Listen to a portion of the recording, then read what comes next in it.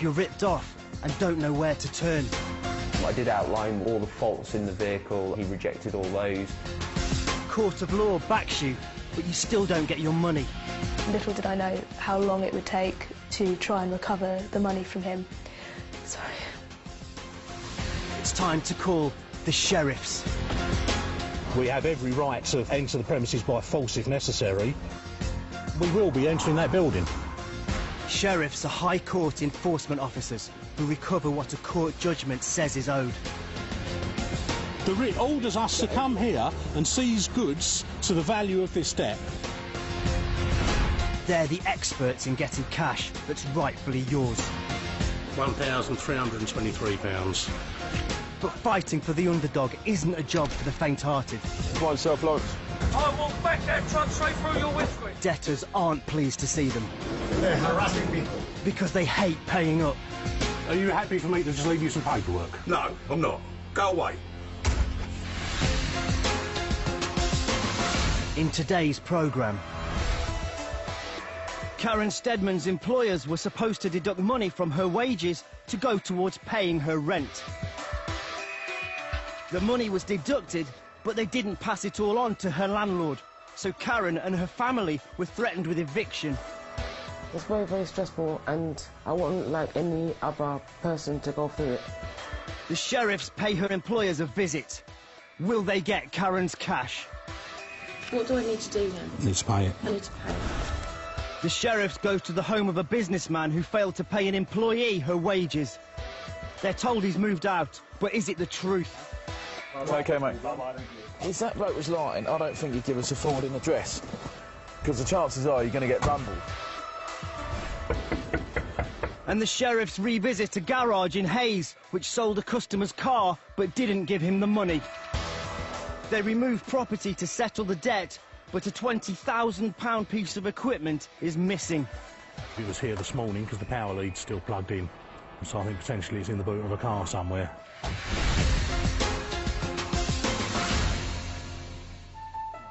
The Steadman family lives in Lewisham, London.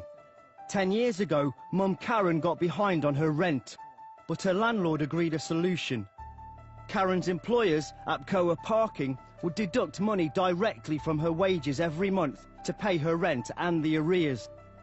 But in 2008, Karen and her daughter, Aisha, got a shock. We kind of just assumed that everything was going along fine until one day the housing officer turned up and said that they hadn't been paid, and that was the first we knew of it, because the money was still being deducted off of my mum's wages. It turned out the deducted wages hadn't been passed on to Karen's landlords by Apcoa. The rent arrears had reached £10,000, and the Steadman's landlords couldn't wait any longer for the cash.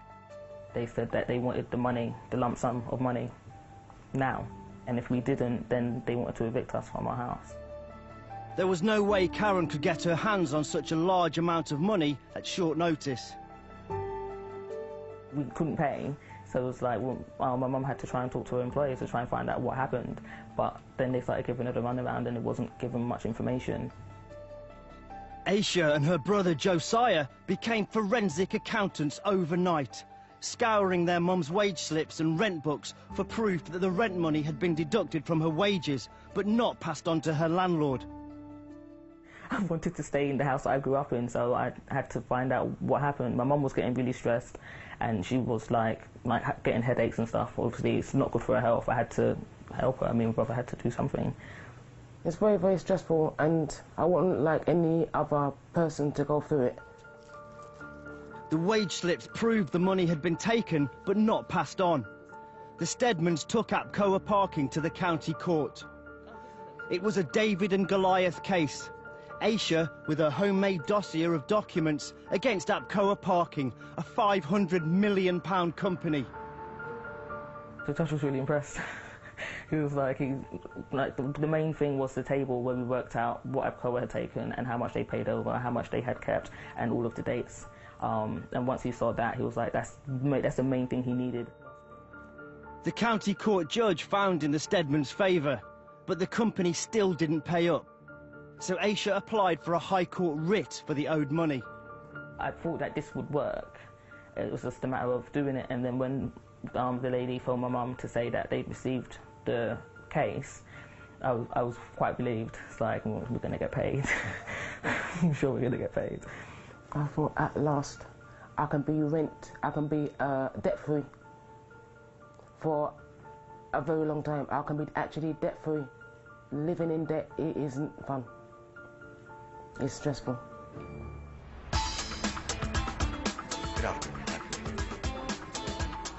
Because Apcoa Parking didn't pay up, the Stedmans contacted this High Court enforcement office.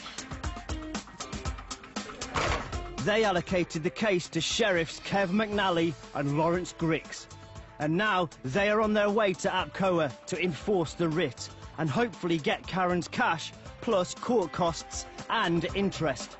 They owe just over £19,000. Whether they want to part with that money straight away remains to be seen.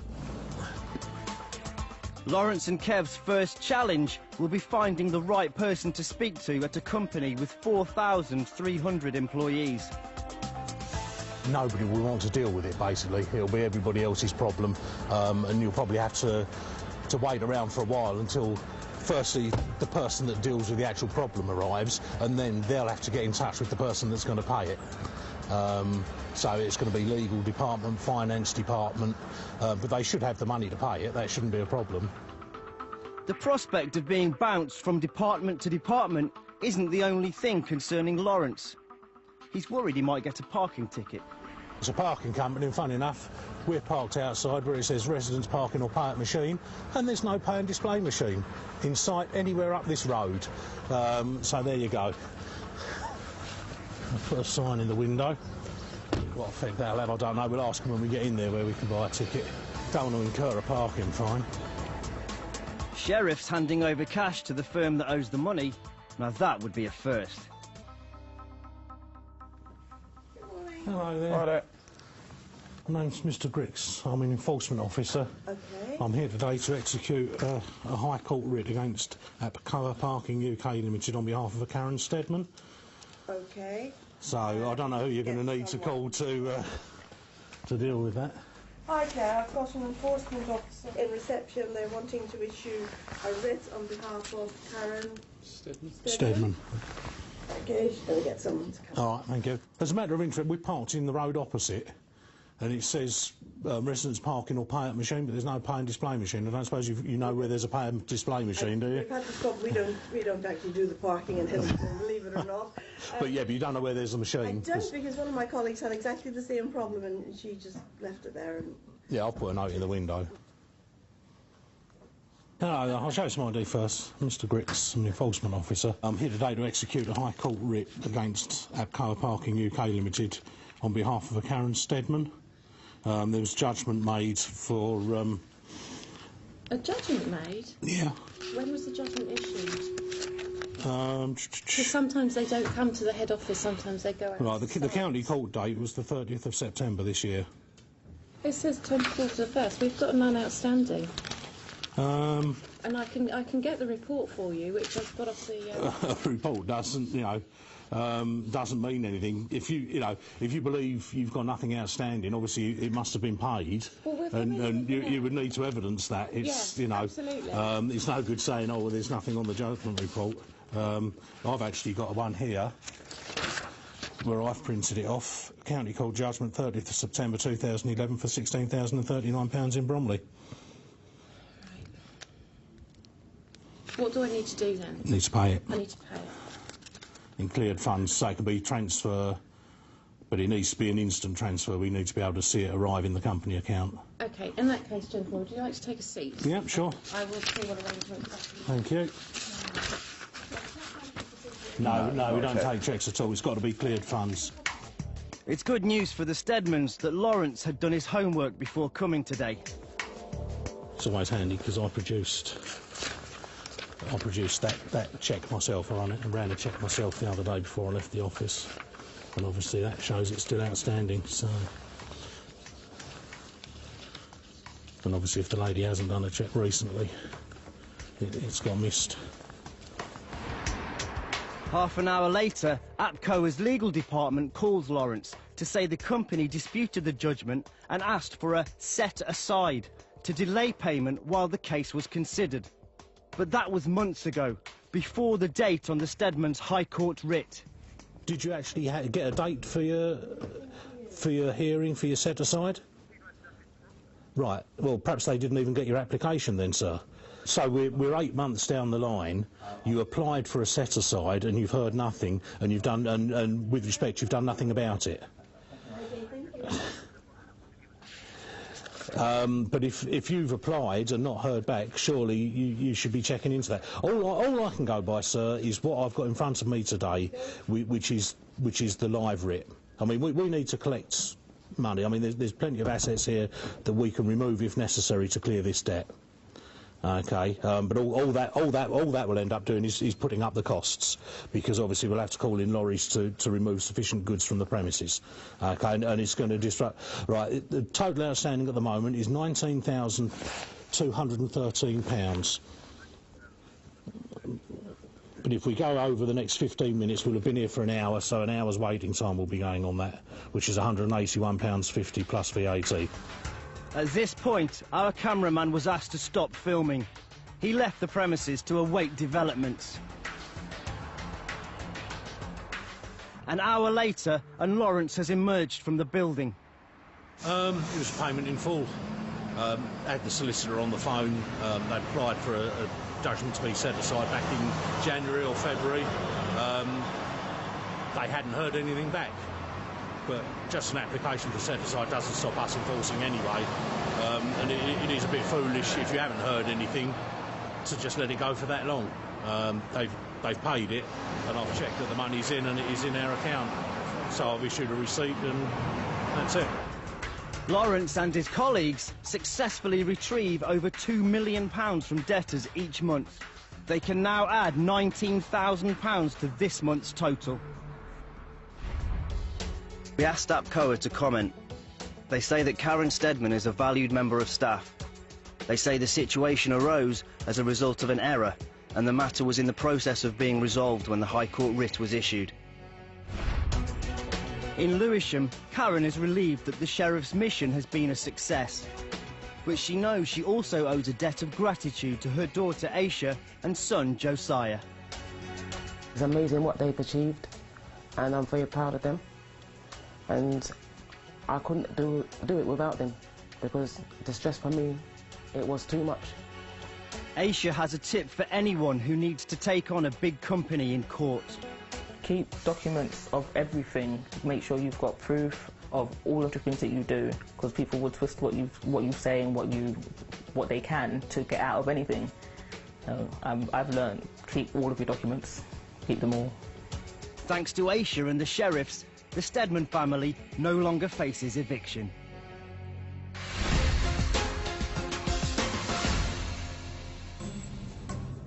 It's 7 AM, and Sheriff Mark Newton is on his way to Winchester with colleague Kev. They're acting on behalf of an office manager who didn't get paid for a month's work. She took her 2 ex-bosses to a tribunal which found in her favour, but they still didn't pay up, so she got a High Court writ. Mark and Kev are about to enforce it. We've got a Robert and a Patrick we're looking for at this address. So we're looking for a total amount of £3,482.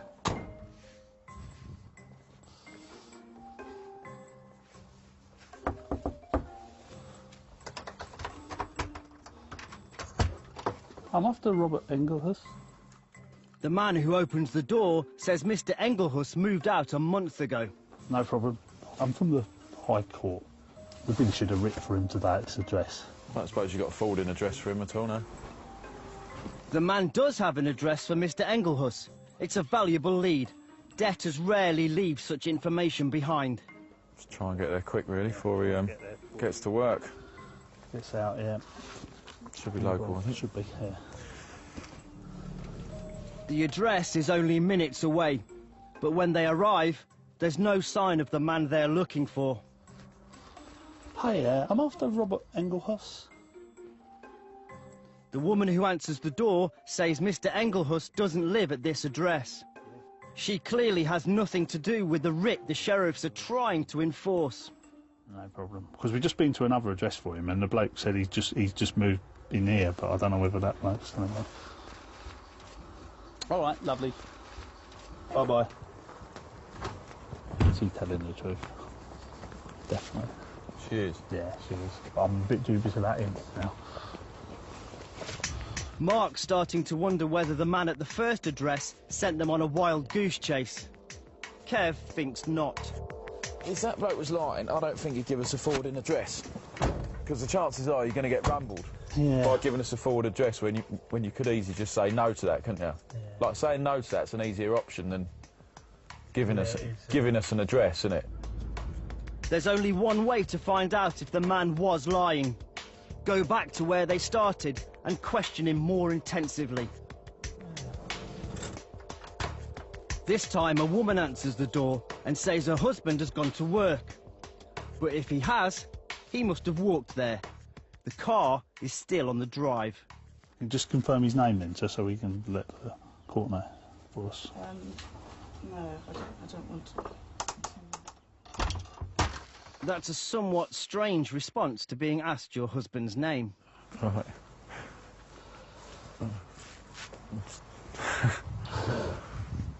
Must confirm something, I guess. Yeah, that confirms it. He's made a point of locking the door as well. When the door opens again, the truth is revealed. What's about, mate? Hiya. All right. The man from earlier is home, and he is the businessman named in the writ. He asked the camera to move off his property. The businessman tells Mark he's gone bankrupt and shows him paperwork to prove it. This means the sheriffs won't be able to seize goods from him. It doesn't look like the former office manager will get her money today. No problem. The businessman suggests the sheriffs visit his previous colleague, who's also named on the writ. I presume he's local to this area, though, is he, as well? But all he knows is which county he's living in. He's Essex way, is he? No problem. There you go. All right. Bye-bye. Okay, mate. Bye-bye. Mark was right to be suspicious earlier. It is the guy who was after, which he couldn't really deny the second time he come to the door because he had an ID round his neck with his name on it. So I think he'd resigned to the fact they'd been rumbled. Yeah, I think he'd given up and realised that we weren't going to go away and we wanted to speak to him. So, but after all that, he's just got a bankruptcy order made against him anyway, so there's nothing that can be done. Mark and Kev will go back to the office and try to find an address for the other businessman. In the meantime, all they can do is reflect on a somewhat bizarre morning. Quite satisfying rumbling someone for just lying. Not outright.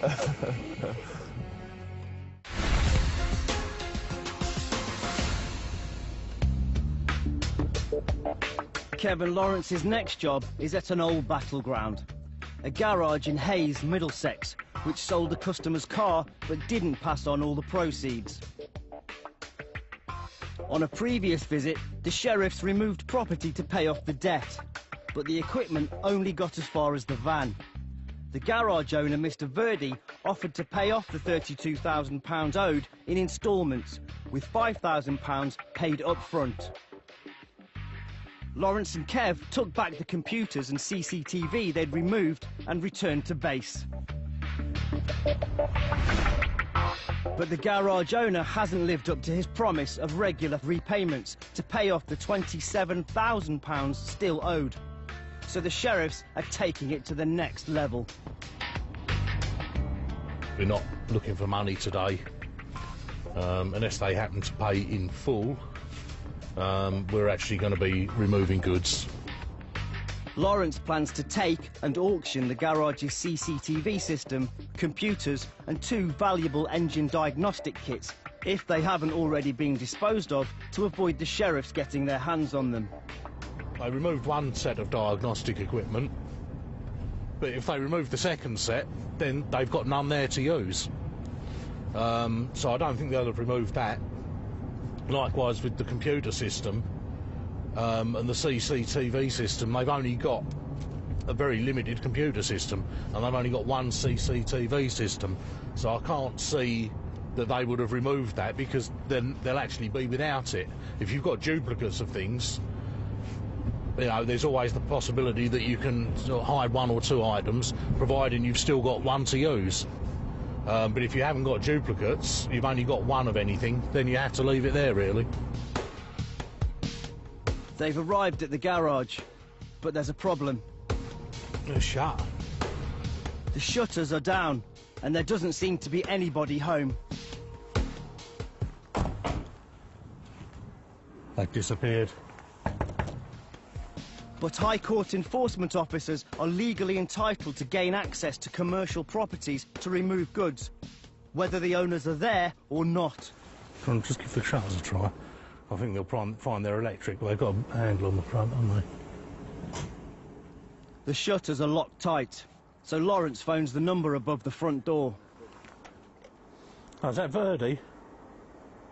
Yeah, it's enforcement officers. We're outside, it's knocking on your door, yeah? Sorry? It's not Verdi's. It's what? Precision Engineering.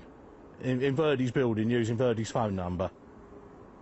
No, I don't need to ring anybody because we've already seized the assets that are in the premises. I'll be calling some locksmiths. If you're not going to let us in, I'll call locksmiths and false. You call the police then. If you give them CAD number 4895 of the 5th of December, they'll know all about it. No? OK then. Bye. Not Verdi. They're saying it's changed names to Precision Engineering. That's what they were trying last time, isn't it? But he said they've gone into liquidation, so... They haven't, have they? I'll check. The man on the phone told Lawrence all the Verdi Ferrari assets had been sold to a new company, so they can't be removed. Lawrence calls the office to get them to check the status of Verdi Ferrari with Company's House. Are they still active? Yeah? Not dissolved or anything? Lovely, cheers. Turn up. Okay. Getting locksmiths down. Verdi Ferrari isn't in liquidation. It's still active on Company's House. So we're getting locksmiths down to gain entry. And the office are going to sort that out now for us. But the locksmith might not be necessary. A mechanic Lawrence and Kev met on a previous visit has just arrived. The garage isn't deserted after all. He's one of them, isn't he? Yeah. It is him, isn't it? Yeah, I'm sure it is. Lawrence and Kev watch to see if there's a secret way in. No, he'll probably go around the back and they'll let him in the fire exit. There's got to be a fire exit, hasn't there? There is. But we can't get it open, so... There's little option but to wait for the locksmith in the warmth of the van. Minutes later, a mechanic comes up and hands over a mobile number. Right. Who's that? Manager? What, he's the manager of this, is he, yeah? All right, I'll give him a ring. Lawrence informs the Verdi manager about the plan of action. We're here today to remove goods. At the moment, we're just waiting for the arrival of a locksmith, and then we'll be effecting entry into the premises and removing goods that we've previously seized. Because if those goods have been transferred to the new company, they shouldn't have been. No, we don't label goods. We left an inventory on our first visit, whereby all the goods listed on that inventory and anything else belonging to Verdi Ferrari After Sales Limited was seized. When we came on our second visit, we found that a load of little white labels with serial numbers had been stuck on, well, just about anything that moved, basically. And as I explained last time, that was irrelevant because we'd already seized the goods on a previous visit. Items seized by sheriffs and left on site cannot be disposed of in any way unless a third party proves they own them within 5 days of them being listed.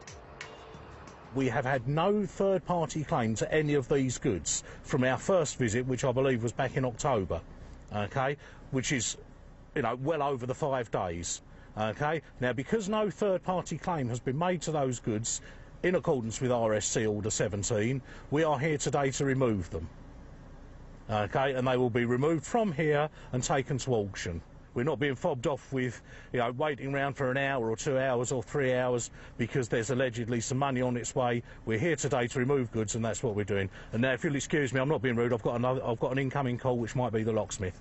Okay, I need to take this other call. Hello, Mr. Brick speaking. Missed it. Lawrence phones the office. The missed call was them confirming the locksmith is minutes away. All right, I'll give the police a buzz then. All right, thanks, Soph. Bye. You got one? Yeah, on its way from Hayes, so not very far at all.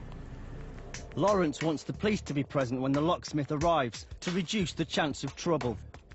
I think it just might be advisable if some of your officers come down, because all the units along here, they all know one another, and there was loads of them out here last time we attended. And we are going to be affecting an entry by force using locksmiths. Lovely, thanks very much. Bye-bye. Yep, police are on their way. But before the police or the locksmith arrive, Mr. Birdie, the father of the owner of Verdi Ferrari, shows up. He's also the landlord of the building. So, what have you come here to do, sir? You come to let us in, save the locksmith drilling the locks out? We've told the police they're on their way, sir. Police are here. Hello there. Hello, mate. Yeah. The police coming and the impending arrival of the locksmith appear to have done the trick. Kev is allowed in. Yeah, we had a couple of your colleagues out. We didn't call them last time we were here. Right. Is it actually the whole property, or is it things inside? Or? It's what we're after is good. I'm going to wait for my colleague. You have to unlock that, mate, as well. Generally speaking, they give us the runaround when we come here. This is the third time we've been here, and it's, oh, give us an hour and we'll get some money together, and you end up being here for an hour, 2 hours, and then nothing happens. So we're here today to remove, and that's it. Right, OK. I'm just going to have a word with them. I'm just going to take these with me. Yeah, sure. Lawrence joins Kev in the garage. Now they can get on with what they came here to do. We'll just take everything out. Yeah, sure. But before the sheriff start removing equipment, the policeman tells them Mr. Birdie wants to talk upstairs. So basically, excuse me, I've asked you before. Nice. At this point, the camera operator is asked to leave the building. Mr. Birdie tells Lawrence that a new company is now his tenant in the garage, and it owns all the assets. But when Lawrence checks the name of this new business with Company's House, it doesn't exist. And Lawrence finds cash receipts in the office in the name of Verdi Ferrari. His patience has run out. You've put down a name on the lease that doesn't exist. Come on, let's get this stuff out of here. We're taking it. Do you want to back these up before I unplug them all? Just unplug it, Kev. He's been given the chance to back it up, and he's not backed it up. You can't stop us, sir, because you should have claimed it in accordance with RSC Order 17. We seized these goods months ago.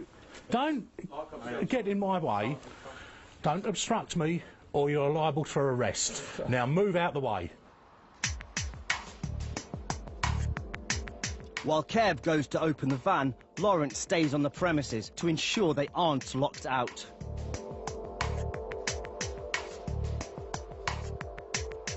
Sheriffs can remove tools of the trade essential for the running of a business if the debtor is a limited company, and Verdi Ferrari is just that.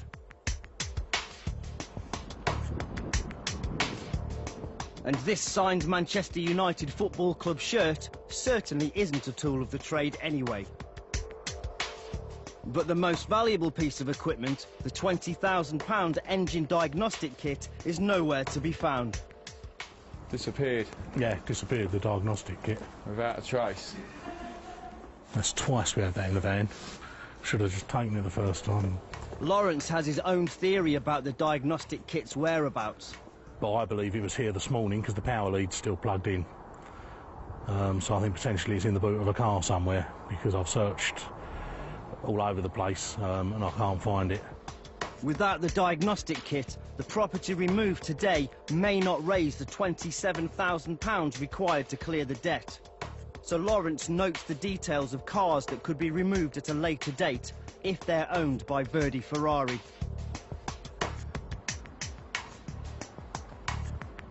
Cars on the forecourt listed. Everything of value removed. Job done. The garage owner has 5 days to pay up what he owes or establish the removed property doesn't belong to him. If he doesn't pay up or the equipment doesn't raise enough money at auction, the sheriffs will be back. We don't give up. If they manage to prove that Verdi Ferrari after sales don't own anything, or if they do go into liquidation, which is what we were told today, although it hasn't happened yet, then obviously we can't enforce against a liquidated company. But who knows? We won't be giving up, so if we don't get the proof, we'll be back again. And we'll keep at it until we get some kind of outcome. Lawrence and Kev head off, but minutes later they get a phone call from a solicitor acting for Verdi Ferrari. He's just informed me that he's managed to get an order from the court for return of the goods. Obviously we'll comply if there is an order, but I'll wait until we've got a copy of it in our office. We won't just take his word for it over the phone. But people can go to court and get a stay, and judges will allow a stay on occasion, just in case there's been some kind of impropriety or, you know, a potential miscarriage of justice. They will always grant a stay until such time as you get a hearing. And if we're ordered by the court to return the goods, then obviously we'll comply with that. So the saga of Verdi Ferrari takes another twist, and the sheriffs may be revisiting the garage again to take the property back. Lawrence and Kev return to base.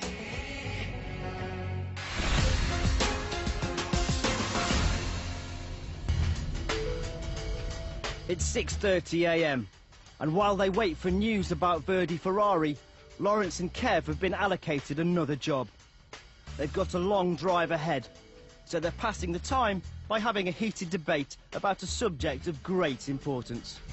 Who do you think would win out of a fight between pate and soup?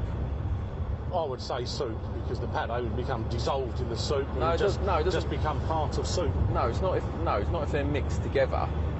It's which one's sort of harder, you know. Pate's got to be harder than soup. Has to be. Depends if the soup's got croutons in it. Ah, see, now you're changing the dynamics of the soup. Pate's a bit namby-pamby. No way. Yeah, it's a bit of a namby-pamby thing to eat, isn't it? I'm having some pate on toast. You're kidding, aren't you? The soup versus pate debate will have to be resolved some other time. Lawrence and Kev are nearing their destination. The director of a recruitment firm owes a former colleague £6,000. So the former colleague got a High Court writ for the cash. The sheriffs are on their way to execute it, but they're struggling to find the director's house. The address on the writ is a house name rather than a number. This is the argument against having names on houses. It's the same about here. It's that one. Good man. Lawrence has spotted a car in the drive he may be able to remove to clear the debt. Only one vehicle in there. Where do you want? Go and spin it round, Kevin. We've got the gates. The house the sheriffs are visiting this morning is in a more prosperous area than they're used to on their travels.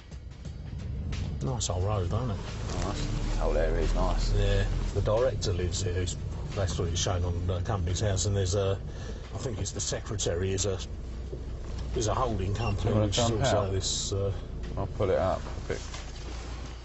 Now they've found the company director's house, Lawrence and Kev can start the process of executing the writ.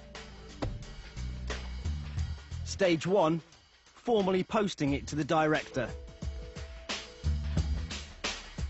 Stage 2, seeing him face to face and getting him to pay up. Lawrence tries to guess the code for the gate.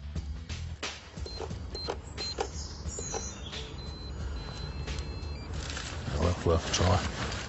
There are 1,000 possible combinations for 3 digits, 0 to 9. So Lawrence goes for a more straightforward approach.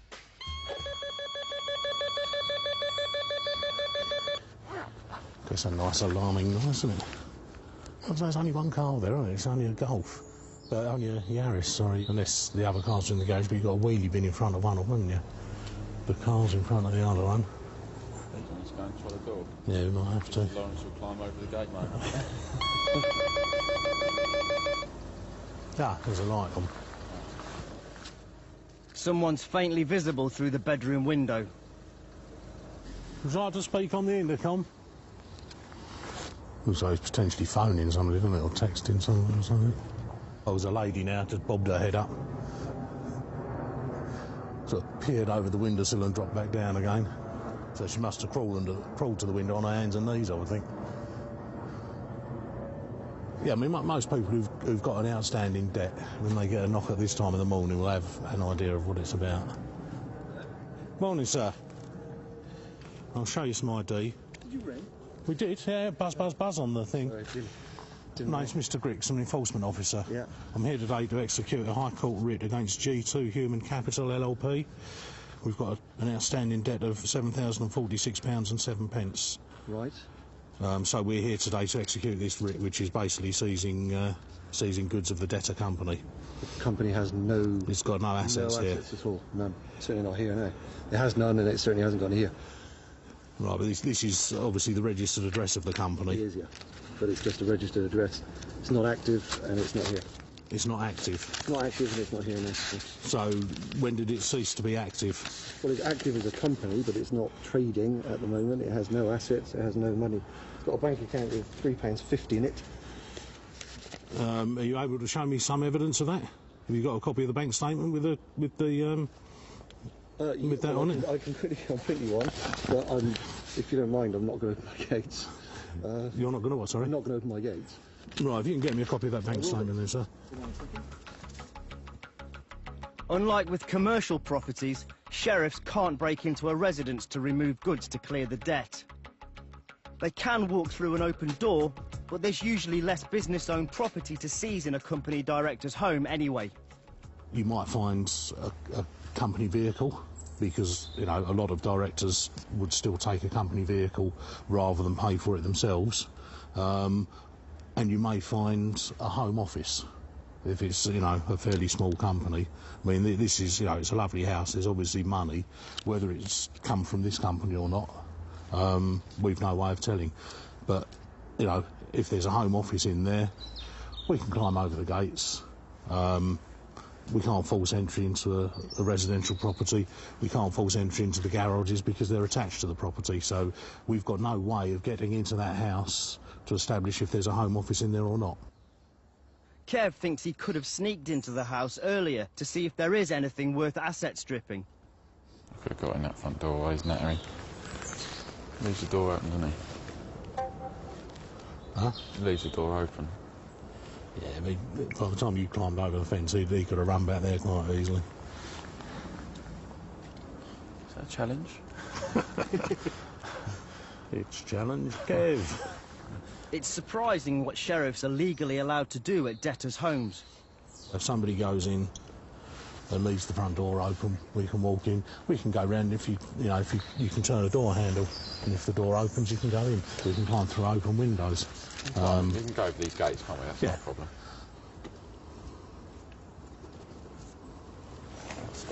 There you go.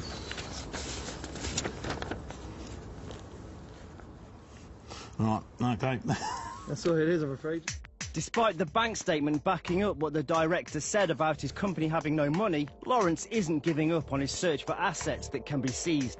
And obviously now we will have to do a search and see if there are any commercial premises. And I have to warn you, we can effect an entry into a commercial premises. Yeah. You can't hear it's your residence. An Englishman's home is still his castle. So we won't be forcing entry here. Shouldn't put my house down as registered address on businesses that were quite often. But no, it really is. It's a dormant company. It does nothing. But even dormant companies have property that can be auctioned to pay debts. The company director says the car in the drive belongs to him and his wife, not the business. But Lawrence isn't taking his word for it. I've seized the car on paper anyway. We'll do our checks on it. If it turns out, as you say, it's registered to you or your wife personally, then obviously it's... But, you know, we can't take your word for it, sir. That could be a company vehicle. That'd be nice. The company has some asset. And on that note, the sheriffs make their farewells. Okay. This time, Lawrence and Kev leave empty-handed. If a company hasn't got any assets at all, the director can't be forced to pay anything. Why didn't he contest it then? Why are all my lights on? No idea. The man at the gate says he has no liability towards the complainant. He says the company the High Court enforcement officers were looking for has never operated from his home.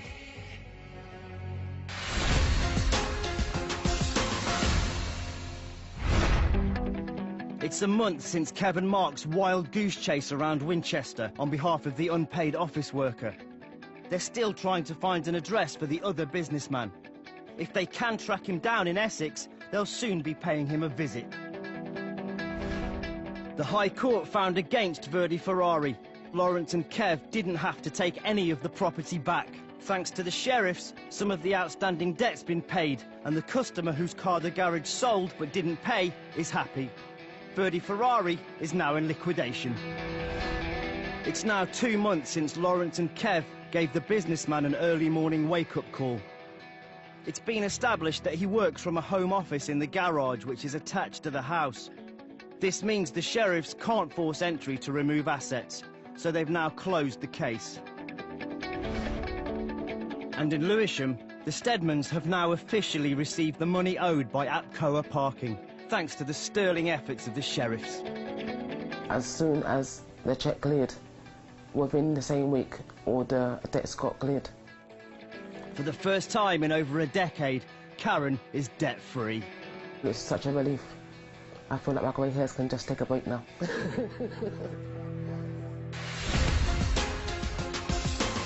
Next time. If you did 3 months' work, you'd expect to be paid for it. But in Yasmin Shatur's case, 12 weeks' work at a pharmacy earned her nothing. I'm just a small fry.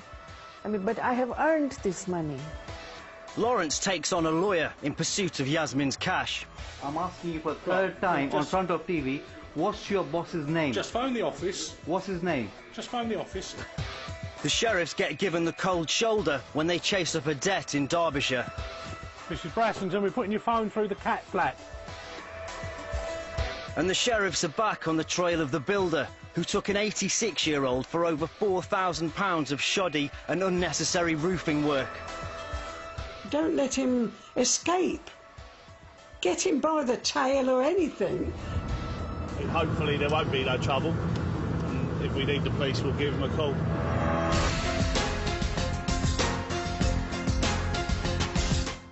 Exposing the companies who can pay to get hold of your personal